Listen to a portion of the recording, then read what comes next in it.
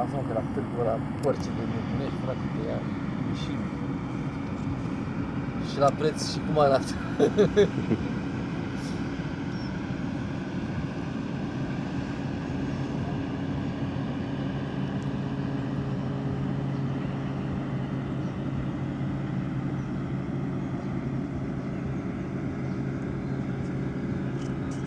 Băi, ce saci de Ana, mamă.